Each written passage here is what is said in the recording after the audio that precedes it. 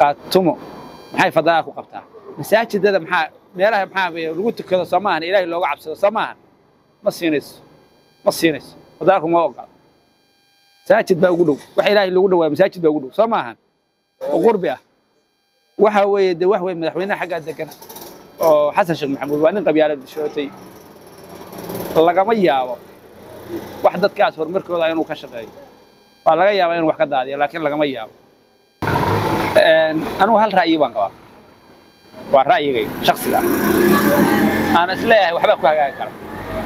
wax ku hagaagi kara maan dhaweyto garaaca marba hadlay wuxuu yiri waxa in wax la isku gorto ama wax la isku jarjaro si loo maamul oo la wada leeyahay harti wada leeyahay ay u soo baxaan iga harti kaliya wax daga xaqana shaqisinaga wax ka daga madawaan baa wax ka daga heer badan baa wax ka daga halkaana harti kaliya madagaanay dad badan baa dago halkaas dago Yusuf Daarood baa dago waxa way sheegeen madawaan baa wax ka dago Soomaali Ilaahay oo dhammaad laakiin majority-ga markii la yiraahdo ayaga u badan anu markii hal waan qabaa harti waa aqli inay keenan bal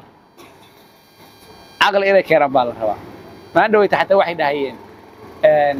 waxay dhahayeen isheeg harti hadda ka bacdi waxa la sameeyay inay intuu markii hore ayaga soo xaliyaan oo dawlad ay naftooda soo xaliyaan Soomaaliya inay wax taran bal rabaa garaad ku dhahay anu markii hal arrin baan ku darsanay hal baan qabaa inay wax ku saabsan madax hogaamiyaha ku meel gaarka ah isii qaatabo waqada firdhiye iyo ku xigeenkiisa iyo golaha fulinta inay siyaasad furan oo shafaafiye la yimaadaan Puntland ay wadaha la galaan Puntland markay wadaha la galaan ay waxa weeye system sida wax loo sameeyo ay macnaha ay xal la yimaadaan laana maxay halkan madaxweyne ku xigeen baa jooga baarlamaan baa jooga halkaana dawlad baa ka jirta SSC qaataba muqdishona waxba naga jira Jubbaland xataa waxa ka jira marka ayagu ay siyaasad jaango aan la yimaadaan odayaasha iyo wax kale oo ordayana meesha ka baxa odayaashu meeshan dhaqanku nimankan waxay siiyeen fursad bay siiyeen fursadda ay siiyeen waxa weeye inay ku shaqeeyaan ayaga maamulka looga dambeeyahay ay fursadaas siiyaan ay u daayaan shaqada siyaasadda oo ayagu meelaha ordayaan joojiyaan kadibna laba midkood ay la yimaadaan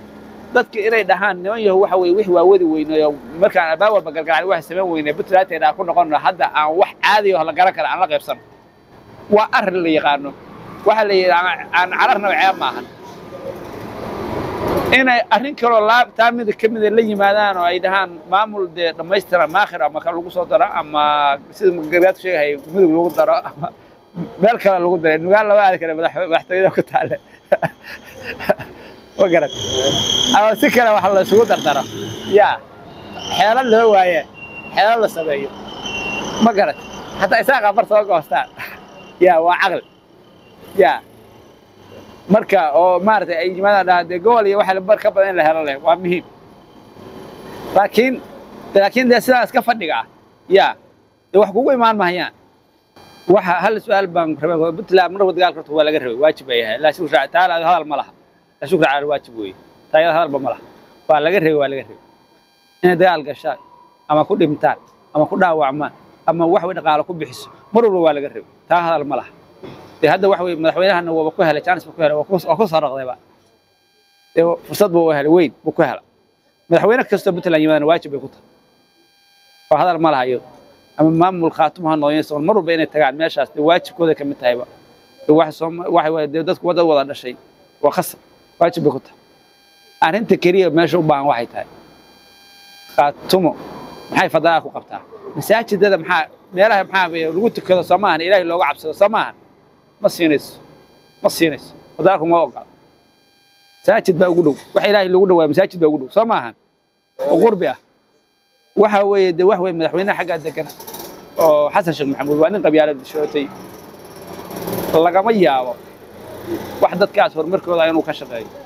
waa laga yaabaa inuu wax ka daadiyo laakiin laga ma yaabo waayo waxa weeye waxa xagga dhaqanka cibaadada xagga maartay ihtiqaadka waa kala weyntahay waxa kaga xanuun badan dhinaca qabyaalad ka dawladnimada Soomaaliyeed inay hormardho laga ma yaabo laakiin waa laga yaabaa ay sheegeen إيش إيجاركي ويلكي إنه وحش قيس ولا ياو تقدم وأنا مارك إيه تاي لكن أنا سحر واركا بتلان يقاتموا إن عقلك هنا dadkana dib dadkana saa lagu hayn Soomaaliya xataa Soomaaliya xataa u baahnay in la kala qaybiyo fadaal la galiyo hal madaxweyne u baahan